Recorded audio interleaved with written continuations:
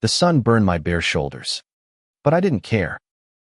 Soil clung to my knees, and the scent of freshly turned earth filled my lungs as I dug into the garden bed, desperate to lose myself in something real. Then I heard his voice low, rough, like gravel under boots, and my world tilted. Need a hand with that, city boy? I froze, trowel in hand, and looked up. There he was, Elias Kane, the landscaper my mom hired to tame our overgrown backyard in this sleepy Ohio suburb. He stood by the rose bushes, pruning shears glinting in the afternoon light, his flannel shirt clinging to broad shoulders. His dark eyes held mine, unreadable but heavy, like they saw more than I wanted to show. I'd only moved here from Chicago 3 weeks ago, running from a life that felt like a cage. And already, Elias was unraveling me. City boy. I shot back, wiping sweat from my brow. I'm handling this just fine. My voice sounded steadier than I felt. At 25, I was still figuring out who I was outside the corporate grind I'd fled. This Garden Me Mom's dream project was supposed to be my reset, not a stage for whatever this was. Elias smirked, a slow curve of his lips that made my stomach twist. Sure you are. That hole's crooked as hell. He stepped closer, his boots crunching on the gravel path. The air between us thickened, charged with something I couldn't name. I stood, brushing dirt off my jeans, suddenly hyper-aware of my bare chest, the way his gaze flickered over me before settling back on my face. I'm Theo, I said, extending a hand, trying to reclaim some control. He took it, his grip firm, calloused fingers rough against mine. Up close, he smelled like cedar and sweat, and I noticed a faded tattoo peeking from under his collar, a hawk, wings spread. Elias, he replied, holding my hand a beat too long. You're not what I expected when your mom said her kid was helping out. His tone was teasing, but there was an edge to it, like he was testing me. I laughed, nervous. What did you expect? Some scrawny nerd. Something like that. He released my hand, but his eyes didn't let go. You're scrappy. I like it. The compliment hit harder than it should have. I turned back to the garden bed, pretending to focus, but my pulse was racing. Elias knelt beside me, close enough that his arm brushed mine as he reached for a weed. Neither of us moved away. For the next hour, we worked in silence, the kind that wasn't awkward but alive, like we were both waiting for something to break. The garden was a mess of overgrown roses, tangled ivy, and patches of stubborn clover, but it felt like ours. Every so often, I'd catch him watching me, his expression unreadable but intense, like he was trying to solve a puzzle. I wondered what he saw, a city kid out of his depth, or something else entirely. So, why'd you leave Chicago? He asked suddenly, his voice cutting through the hum of cicadas. I hesitated, my fingers tightening around a clump of dirt. Needed a change. Too many expectations back there. It was half the truth. The other half the part about my ex. The suffocating job. The family who didn't know I was bi and probably wouldn't care tossed we'd locked in my chest. He nodded, like he understood more than I'd said. This town's good for starting over. Quiet, though. Too quiet sometimes. You grew up here? I asked, curious despite myself. Born and raised. He sat back on his heels, wiping his brow. Left for a bit. Tried to make it in Nashville. Music scene. Didn't work out. His voice carried a weight. I recognized dreams that didn't pan out. A life that didn't fit. What happened? I pressed, surprising myself with how much I wanted to know. He shrugged, but his eyes darkened. Life. People. Got tired of pretending to be someone I wasn't. He didn't elaborate, and I didn't push. But the words hung there, heavy with meaning I couldn't quite grasp. The sun was dipping low, painting the sky in shades of peach and gold. I stood, stretching, and caught Elias staring again. This time, he didn't look away. Instead, he stood too, and in one slow, deliberate motion, he unbuttoned his flannel and shrugged it off. His t-shirt came next, pulled over his head with a casual grace that stole my breath. The hawk tattoo stretched across his chest, vivid and fierce, and his skin glistened in the fading light. "Hot as hell out here," he said, his voice low, but his eyes were locked on mine, daring me to react. I swallowed hard, my throat dry. "Yeah," I managed, but my voice cracked, betraying me. He stepped closer, close enough that I could feel the heat radiating off him. "You're not scared, are you, Theo?" His tone was half teasing, half something else, something that made my heart pound. "Scared?" I scoffed, but my voice was shaky. "Of what?" "You." He didn't answer. Instead, he smiled a slow, dangerous smile that promised trouble. And then he turned, picking up his shears like nothing had happened, leaving me standing there, shirtless and reeling, in a garden that suddenly felt too small to hold us both. That night, I couldn't sleep. Elias's smile haunted me, sharp and reckless, like a spark that could ignite everything I'd been trying to bury. I lay in my childhood bedroom, the one I hadn't slept in since high school, staring at the ceiling and replaying every glance, every word. The next morning, I was back in the garden before the sun was fully up. I told myself it was about the work clearing the ivy, planting the tulip bulbs Mom wanted, but I was kidding myself. I was waiting for him. When Elias's truck rumbled into the driveway, my heart kicked into overdrive. He stepped out, his flannel swapped for a faded gray tank top that showed off the lines of his shoulders and the ink on his chest. He caught my eye and nodded, like we were sharing a secret. "Couldn't stay away, huh?" he said, grabbing his tools from the truck bed. I snorted, trying to play it cool. "Mom's paying you to fix this jungle. I'm just making sure you earn it." He laughed, a deep, warm sound that settled in my bones. "Fair enough. Let's see if you can keep up today." We fell into a rhythm, digging and pruning side by side. The garden was starting to take shape, but the real work was happening between us. Every brush of his arm, every shared glance, felt like a question neither of us was ready to answer. I caught myself watching him too, how his hands moved with quiet confidence, how his jaw tightened when he focused. He was older than me, maybe 35, with lines around his eyes that spoke of a life lived hard. I wanted to know every story behind them. Around noon, we took a break under the old oak tree at the edge of the yard. He handed me a bottle of water, his fingers grazing mine. "You're not half bad at this," he said, leaning back against the trunk. "Thought you'd be all thumbs." "Low expectations, huh?" I shot back, taking a swig. "What's your deal, Elias? You act like you've got me all figured out." He tilted his head, studying me. "Maybe I do.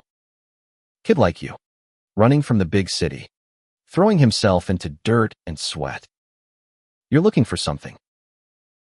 I tensed, caught off guard. "And what about you? Small town guy with a Nashville past and a chip on his shoulder. What are you looking for?" His smile faded, and for a moment, I thought I'd pushed too far. Then he leaned closer, his voice low. "Maybe the same thing you are? A place to be real." My breath caught. Before I could respond, my mom's voice cut through the moment, calling us in for lunch. Elias pulled back, his expression unreadable again, and I cursed the interruption. Inside, Mom had set out sandwiches and iced tea. She was all smiles, oblivious to the tension between us. "You two are doing wonders out there," she said, passing a plate. "Theo, you should have seen this place before Elias started. It was a disaster."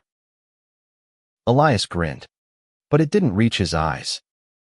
"Just doing my job, Mrs. Harper." "Call me Linda," she insisted, then turned to me. "Theo, you could learn a thing or two from him. He's got a real knack for bringing things to life." I nearly choked on my sandwich. If she only knew. After lunch, we went back to the garden, but the air felt different, thicker, heavier. Elias was quieter, his movements more deliberate. I caught him watching me again, but this time, there was something new in his gaze, something raw, almost vulnerable. "You ever feel like you're hiding from yourself?" he asked out of nowhere, his voice barely above a whisper. I stopped, my hands still in the dirt. "All the time," I admitted, surprising myself. "Back in Chicago, I was someone else. Someone I didn't like." He nodded, like he'd been there. "I spent years in Nashville trying to be the guy everyone wanted. The musician, the dreamer. But I was lying to myself. And to someone I cared about." "Who?" The question slipped out before I could stop it. He didn't answer right away. Instead, he stood, brushing dirt off his hands, and walked over to the rose bushes. "His name was Caleb," he said finally, his back to me. "We were together for a while. Didn't end well." My heart stuttered. He just said it, plain as day, like it was the most natural thing in the world. I wanted to ask more, but the weight of his words stopped me. Instead, I stood and walked over to him, close enough to see the tension in his shoulders. "I'm sorry," I said, meaning it. He turned, his eyes searching mine. "Don't be. It taught me something. You can't run from who you are forever." The words hit me like a punch. I wanted to tell him everything about my ex, about the nights I spent questioning myself, about the fear that kept me from being honest with my family. But before I could, he reached out, his hand brushing my arm, light but deliberate. "Come on," he said, his voice softer now. "We've got work to do." The days blurred together, each one a dance of dirt and sweat and stolen glances. Elias and I worked the garden like it was a battlefield, tearing out weeds and planting new life. But the real war was inside me.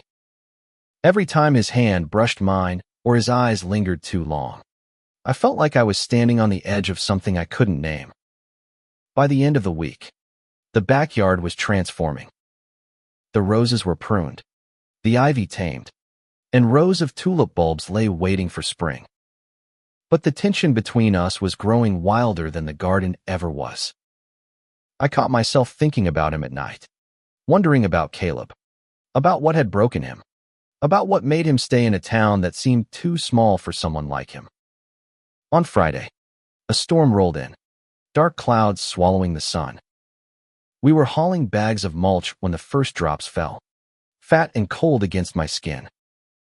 Elias cursed under his breath, but his eyes were bright, like the storm excited him. "Better get inside," I said, but he shook his head. "Rain's good for the soul," he said, tilting his face to the sky.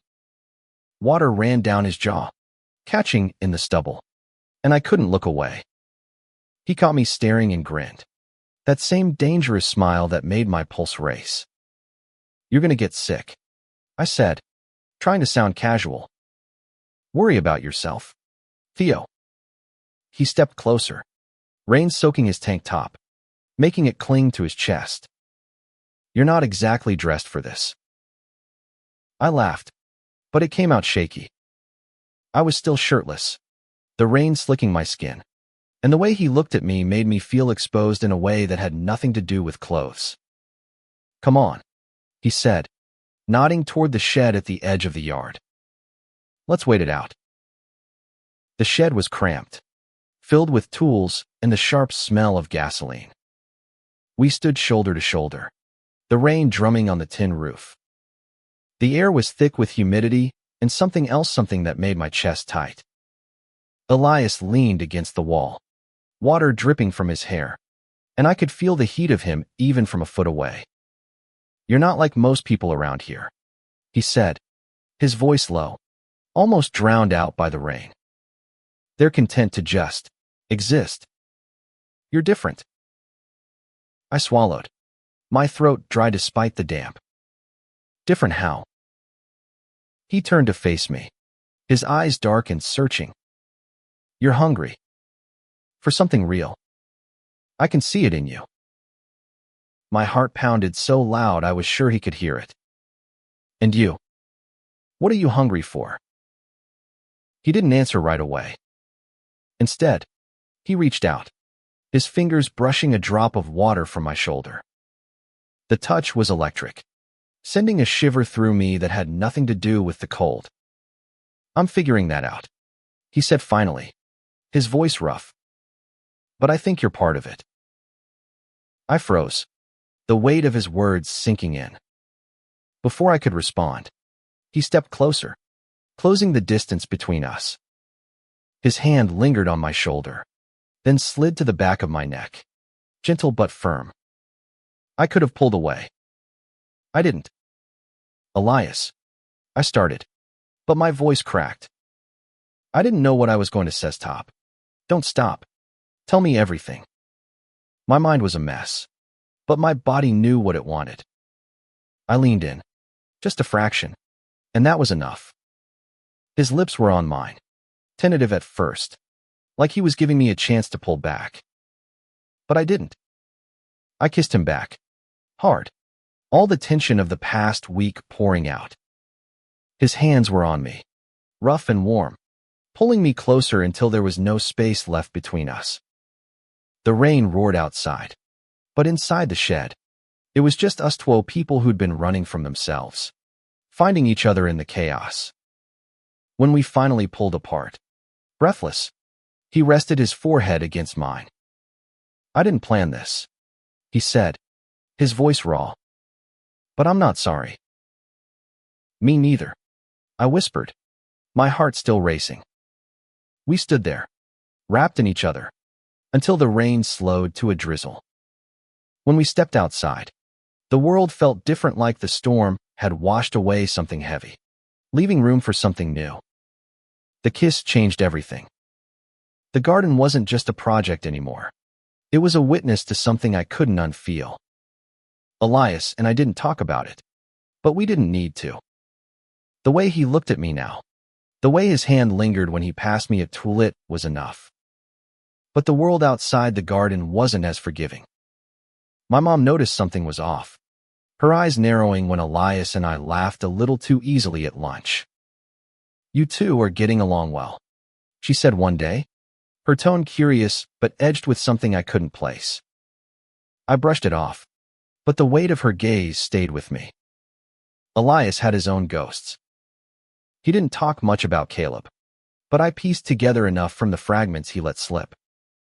They'd been in love, or something close to it, in Nashville. Caleb wanted the spotlight, the big life, and Elias couldn't keep up, not because he wasn't talented, but because he couldn't be the version of himself Caleb needed. When it ended, Elias came back to Ohio, bruised but not broken, and buried himself in work. "You ever think about going back?" I asked one evening, as we sat on the porch steps, the garden glowing in the twilight. He shook his head. "No. That life wasn't mine. This," he gestured to the garden. "To me, this feels closer." I wanted to believe him, but doubt gnawed at me. I was still figuring out who I was, and the idea of being someone's anchor terrified me. What if I wasn't enough? What if I was just another stop on his way to something else? The next day, trouble came knocking. A guy named Mitch, one of Elias's old friends from high school, showed up at the house. He was all charm and loud laughs. But his eyes were sharp, like he was looking for something to pick apart. He clapped Elias on the back, grinning. Heard you're working miracles on this place. Cain. And who's this? He turned to me, his gaze lingering too long. Theo, I said, keeping my tone neutral.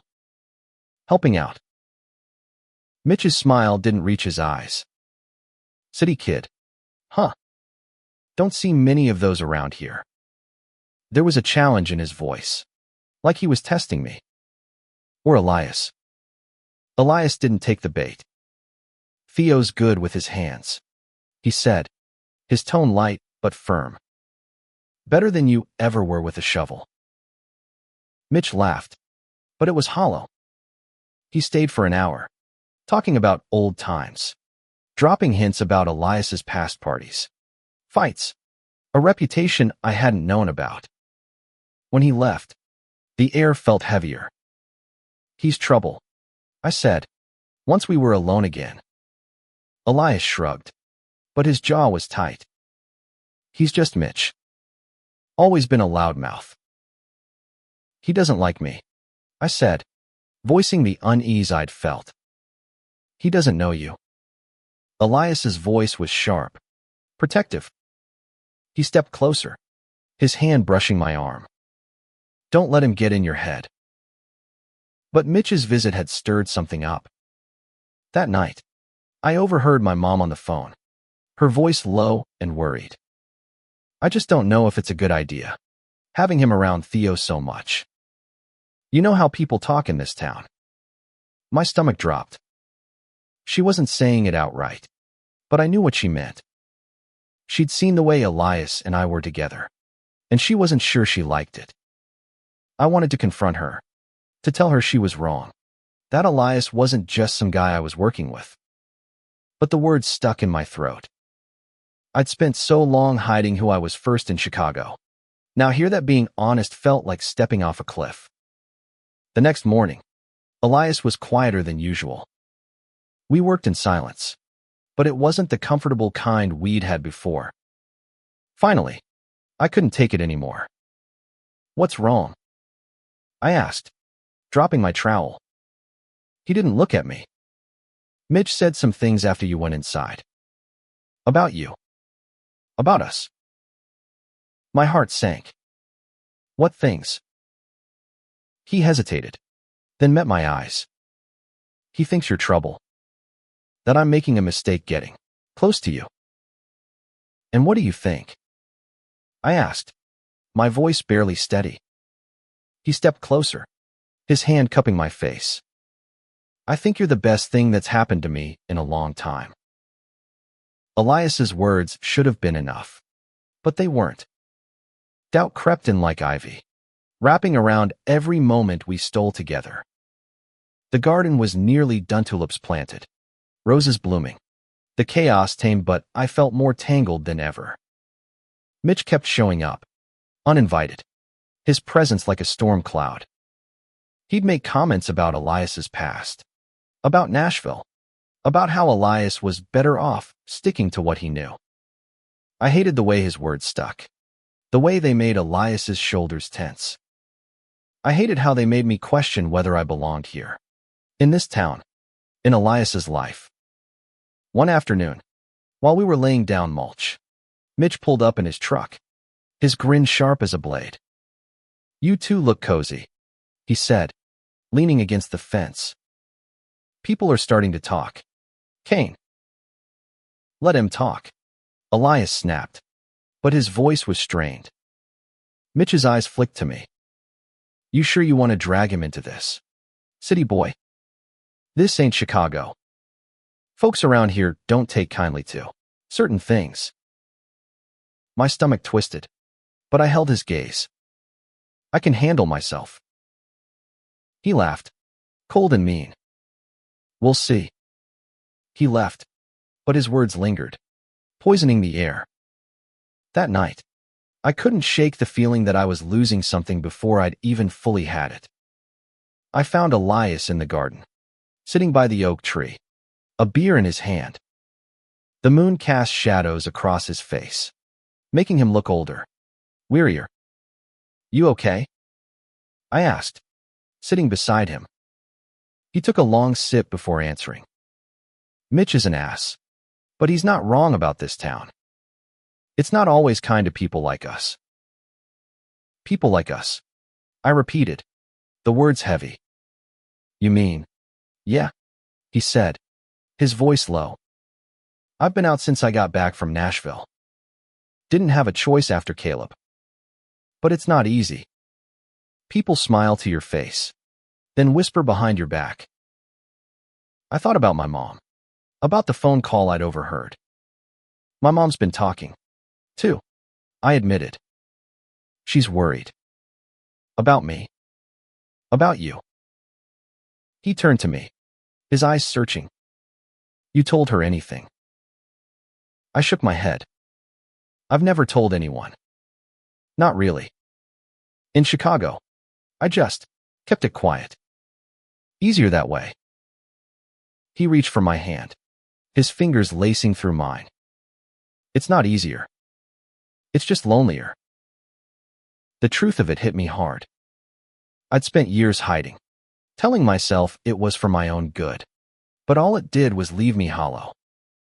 Elias was different, face the fire, and come out scarred but whole. I wanted that. I wanted him.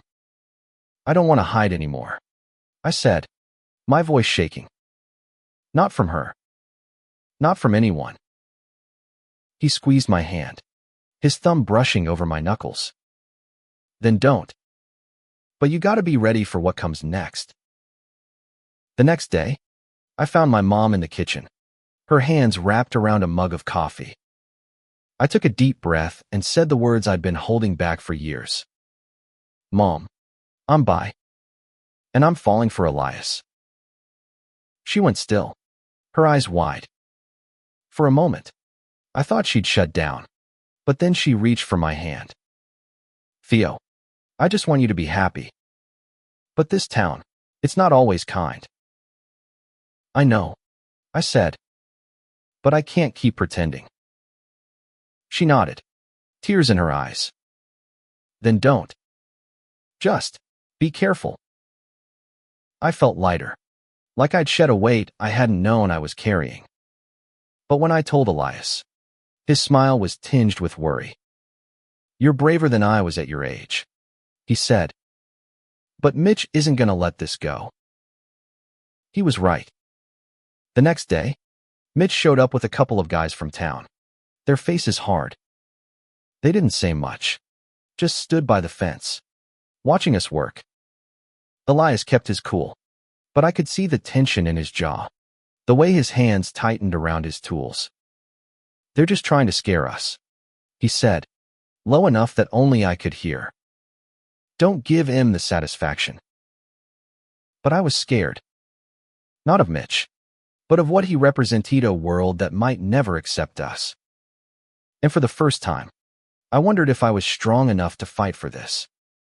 The garden was finished, a masterpiece of color and order. But the tension around us was a weed that wouldn't die. Mitch and his crew kept showing up, their presence a silent threat. Elias brushed it off, but I could see the strain in his eyes, the way he scanned the yard like he was waiting for a fight. I wasn't sure I was ready for one. Coming out to my mom had been a step, but facing the town was another. Every time we went to the hardware store or grabbed coffee at the diner, I felt eyes on us, whispers trailing in our wake. Elias was used to it, his shoulders squared like armor, but I was still learning how to carry that weight. One evening, we were cleaning up the garden when Mitch pulled up again, this time alone. He didn't bother with pleasantries. "You're making a mistake, Kane," he said, his voice low and mean. "This kid's gonna drag you down." Elias stepped in front of me, his voice steady. "Go home, Mitch. This doesn't concern you." "It concerns everyone," Mitch snapped. "You think you can just parade this around and nobody's gonna care? You're gonna ruin him." I felt my fists clench, but before I could speak, Elias grabbed my arm, pulling me back. "He's not worth it," he muttered, his eyes never leaving Mitch. Mitch smirked, but there was no warmth in it. "You'll see," he said, then climbed into his truck and drove off. That night, Elias came over for dinner. My mom was trying. I could tell, but the air was thick with unspoken questions. After, we sat on the porch, the garden glowing under the stars. "I'm sorry about Mitch," Elias said, his voice low. "He's always been like this. Thinks he's protecting me." "Protecting you from what?" I asked, frustration bubbling up. "From me." "From himself," Elias said, surprising me. "He's scared. Always has been. Scared of what he doesn't understand." I wanted to believe him, but the fear was creeping into me, too. What if he's right? What if I'm not strong enough for this? Elias turned to me, his eyes fierce. "You're stronger than you think. Theo, you came out to your mom. You're here, with me. That's not nothing." His words steadied me, but the doubt lingered. The next day, things got worse. Someone had spray-painted a slur across the garden shed, the red letters stark against the weathered wood. My mom saw it first and called Elias, her voice shaking. When we got there, he didn't say a word, just grabbed a can of paint and started covering it up. "We should call the police," I said, my voice tight with anger. Elias shook his head. "Won't do any good. They'll say it's just kids. Let it slide." "This isn't right," I said, my hand shaking. "We can't just let this go." He stopped painting and turned to me, his eyes blazing. "You think I don't know that? I've been dealing with this my whole life. Theo, you either fight every day, or you learn to live with it." "I don't want to live with it," I snapped. "I want to fight." He stared at me, then nodded, slow and deliberate. "Okay. Then we fight." We spent the day cleaning up the shed, but the real work was planning. Elias knew the town, knew who'd listen and who wouldn't. We decided to host a community event in the Gardena planting day, open to everyone. It was a risk, but it was a way to show we weren't hiding. My mom was hesitant but agreed, her faith in me outweighing her fear. The day of the event, I was a wreck. What if no one came? What if Mitch and his crew showed up to cause trouble? But as the morning unfolded, people started arriving, neighbors, kids, even a few of Elias's old clients.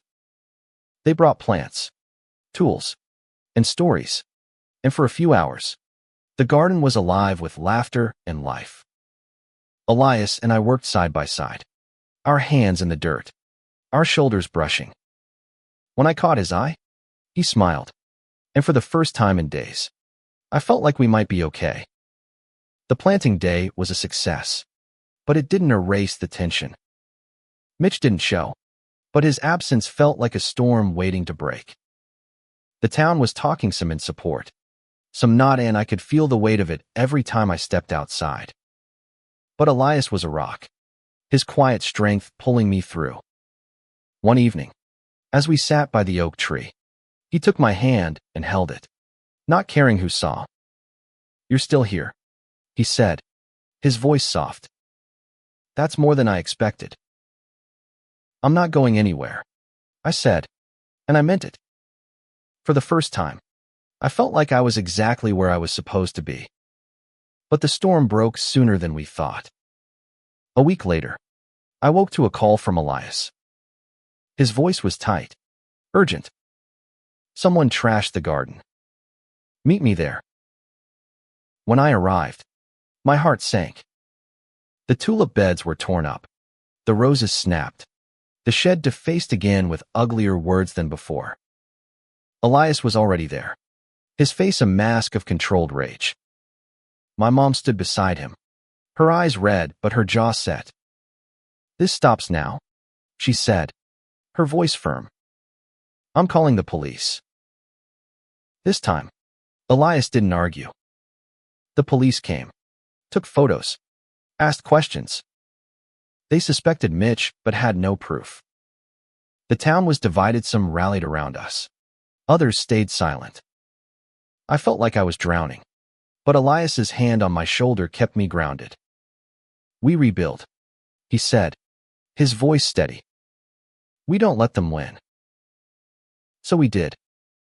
Neighbors came to help, bringing new plants, new tools. The garden became a symbol, not just of beauty, but of defiance. Elias and I worked harder than ever. Our hands blistered, but our spirits unbroken. Every night, we'd collapse on the porch, exhausted but closer than ever. One night, as the garden bloomed again, Elias pulled me aside. I've been thinking, he said, his voice low. About us. About what comes next. My heart raced. What do you mean? I mean, I'm all in. Theo. If you are. He took my hand, his eyes searching mine. I've spent too long running from what I want. I'm done with that. I didn't hesitate. I'm in, I said, and kissed him, right there in the garden, under the stars, where anyone could see. It wasn't just a kiss, it was a promise. To him, to myself, to the world. The next day, we found out Mitch had left town. No one knew why, but the whispers said he couldn't handle the way things were changing. The garden became a gathering place, a haven for anyone who needed it. My mom started calling it Theo's garden, and every time she did, I saw pride in her eyes. Elias and I kept working, kept building not just the garden, but a life. It wasn't perfect. There were still whispers, still challenges. But every time I looked at him, at the hawk tattooed across his chest, at the way he smiled when he caught me staring, I knew we'd face it together. The garden taught me something I'd never learned in Chicago. Love isn't just a feeling. It's a fight, a choice, a promise to keep planting, even when the world tries to tear it up. And as I stood there, shirtless in the sun, watching Elias take off his own shirt to join me, I knew I'd found my place to grow.